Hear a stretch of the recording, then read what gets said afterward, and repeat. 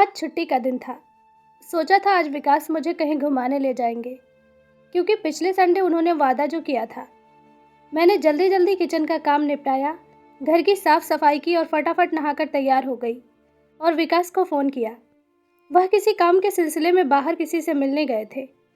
मैंने उन्हें कई बार कॉल किया, लेकिन उन्होंने मेरा कॉल पिक नहीं किया। मैं बहुत निराश हुई।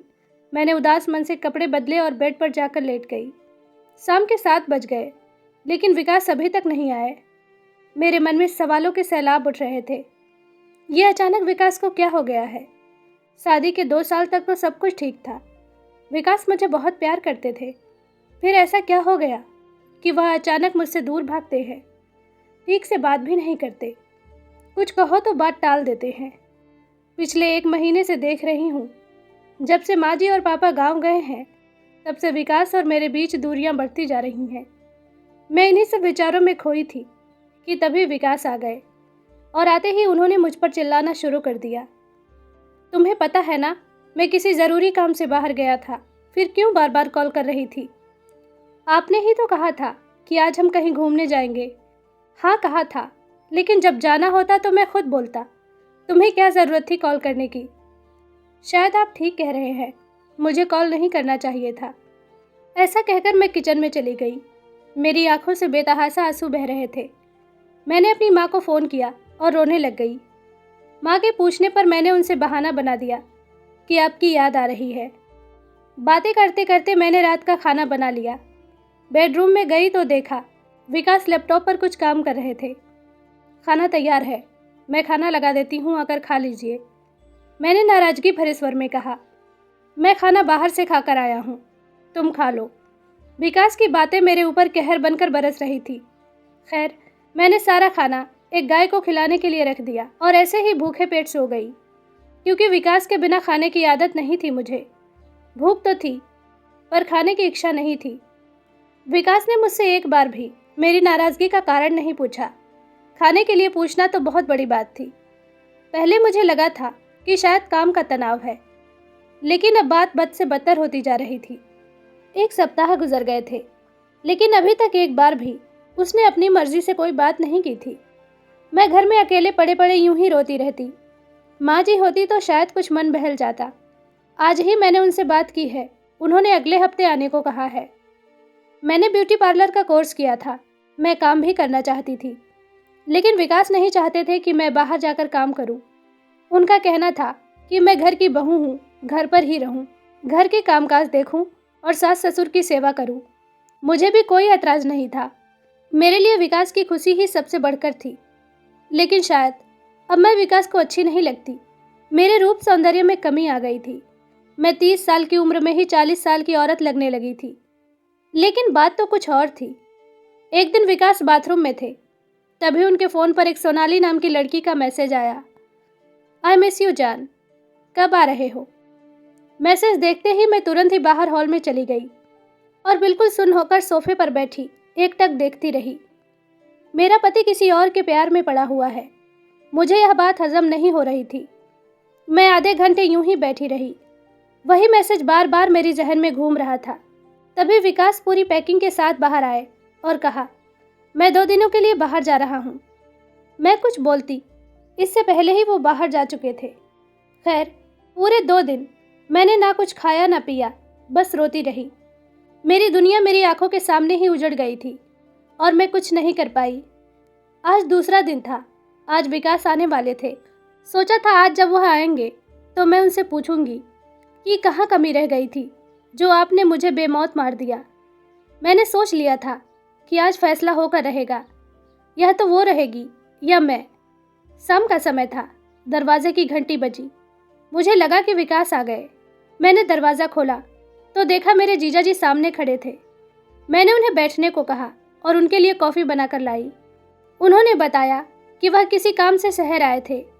आज रात 8 बजे की ट्रेन है, तो सोचा तुम्हारे यहाँ होते चले। मेरा उदास चेहरा देखकर मेरे जीजाजी ने मुझसे पूछ लिया कि क्या बात है आरती, तुम कुछ परेशान लग रही हो। मैंने बात को मुस्कुराकर टाल दिया, लेकिन तभी मेरी आंखों से आंसू बहने लगे। वह मुझसे जिद करके पूछने लगे। मैंने कुछ नहीं कहा, बस रोती जा रही थी। उन्होंने मेरे आंसू पोंछने के लिए अपना हाथ आगे बढ़ाया ही था कि तभी विकास आ गए। विकास को देखकर मेरे जीजा जी ने कहा, अरे विकास, आ गए तुम? माफ़ कीजिएगा, मुझे नहीं पता था कि आप आए हैं, वरना नहीं आता। विकास, ये तुम क्या कह रहे हो? मैंने विकास की ओर सवालिया नज़रों से देखते हुए पूछा। वही जो तुम सुन रही हो। शक तो मुझे तुम पर पहले से ही था, आज रंगे हाथों पकड़ भी लिया। यह शब्द थे या तलवार जो मेरे दिल के 1000 टुकड़े कर रहे थे। मैं आगे कुछ बोलती, इससे पहले ही जीजा जी बोल पड़े। दोनों के बीच खूब कहासुनी हुई और मैं चुपचाप यह तमाशा देख रही थी। मेरे जीजा जी उसी वक्त स्टेशन चले गए। मैंने भी विकास से कोई बात नहीं की और रोती हुई अपने कमरे में चली गई। मैं पूरी रात रोती रही। मुझे विकास से ऐसी उम्मीद नहीं थी। खैर, अगले दिन दोपहर के समय मेरी सास और मेरे ससुर जी घर आ गए। उन्हें देखते ही मैं रोने लग गई और जब उन्होंने मुझसे पूछा तो मैंने उन्हें सब कुछ बता दिया। विकास तो हर समय घर से बाहर रहते थे। जब शाम हुई तो वह घर आए। माँ जी ने उन्हें बहुत डांटा। मुझे विश्वास था कि अब सब कुछ ठीक हो जाएगा, लेकिन अगले ही दिन विकास ने मेरे सास ससुर को न जाने कौन सी पट्टी पढ़ाई कि मुझे अपनी बेटी की तरह प्यार करने वाली मेरी सास को भी अब मुझसे ज़्यादा अपने बेटे पर यकीन होने लगा था। बात तलाक तक पहुंच गई। मेरे भाई को बुलाया गया। मेरे लिए यह मौत से कम नहीं था कि मेरी कोई गलती नहीं थी, फिर भी मेरा भाई सर झुकाए खड़ा था। मैं अपने भाई के साथ अपने मायके चली गई थी। अब फैसले की घड़ी थी। विकास ने तलाक की अर्जी कोर्ट में दे दी थी और 6 महीने बाद ही मुझ पर बदचलन होने का दाग लगाकर उसने मुझे तलाक दे दिया। मैंने अपनी सफाई में कुछ नहीं कहा, क्योंकि अब मुझे उसके साथ नहीं रहना था। मेरी ज़िंदगी अब पूरी तरह बदल चुकी थी। तकरीबन 1 साल हो गए थे, लेकिन विकास का दिया जख्म अब भी ताज़ा था। मेरे मायके वाले जब भी मुझसे शादी की बात करते तो मैं टाल देती। मुझे अब किसी पर भरोसा नहीं था। लेकिन कुछ महीनों बाद ही मेरी भाभियाँ मुझे और मेरी माँ को ताने देने लगीं। मेरे पापा तो बचपन में ही गुजर गए थे। अब हमारा दुख सुनने वाला कोई भी नहीं था। मेरे भाइयों ने भी चुप्पी साध ली थी। मुझे अब कुछ समझ नहीं आ रहा था कि मैं क्या करूं, कहाँ जाऊं। ऐसा लग रहा था जैसे खुशी के सारे दरवाजे बंद हो गए हैं। लेकिन कहते हैं ना, जो होता है अच्छे के लिए होता है। मैं अपनी माँ को लेकर अपने मामा के पास मुंबई चली गई। यहाँ आकर मैंने एक पार्लर में 15,000 पर मंथ की सैलरी पर काम करना शुरू कर दिया। कुछ समय यूं ही बीता, लेकिन अब मैं खुश थी। मैं अपनी मर्जी की ज़िंदगी जी सकती थी। मैंने सोच लिया था कि चाहे जो हो जाए, अब कभी किसी पर यकीन नहीं करूंगी, कभी शादी नहीं करूंगी। लेकिन तभी मेरी मुलाकात राजवीर से हुई। राजवीर एक कॉलेज में प्रोफेसर था। उसकी और मेरी मुलाकात एक कॉफ़ी शॉप पर हुई थी। पहली ही मुलाकात में राजवीर मुझे अच्छा लगा था और उसके चेहरे की खुशी बता रही थी कि मैं भी उसे अच्छी लगी हूँ। लेकिन वह मेरे सच से अनजान था, इसलिए मैंने उससे दूरी बना ली। उसने मुझसे बात करने की बहुत कोशिश की, लेकिन मैंने कोई जवाब नहीं दिया। फिर एक दिन अचानक वो मेरे घर पहुंच गया। मेरी माँ ने उसे सब कुछ बता दिया। उसके बाद 1 हफ्ते तक वह मुझे नहीं मिला। मेरी माँ ने मुझे उसके घर आने की खबर दी तो मैं हैरान रह गई। तब मुझे लगा कि शायद इसीलिए राजवीर मुझसे नहीं मिला।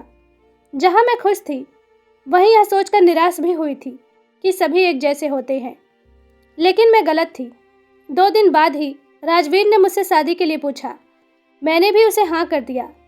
राजवीर के माता पिता को इस बात से थोड़ी नाराज़गी भी थी कि मैं एक तलाकशुदा लड़की हूँ, लेकिन राजवीर ने उन्हें मना लिया और हमने पूरे विधि विधान से शादी कर ली। मेरी शादी को 3 साल हो चुके हैं। मैं राजवीर के साथ बहुत खुश हूँ। राजवीर मेरी माँ का भी बहुत ख्याल रखते हैं। हम सब खुशी खुशी एक साथ एक घर में रहते हैं। लेकिन मेरी सबसे बड़ी खुशी का कारण है मेरी बेटी क्रांति, जो अभी 1 साल की है, लेकिन उसकी खिलखिलाहट से पूरा घर खुशियों से भर जाता है। राजवीर के प्यार और सपोर्ट की वजह से आज मेरा खुद का सैलून है।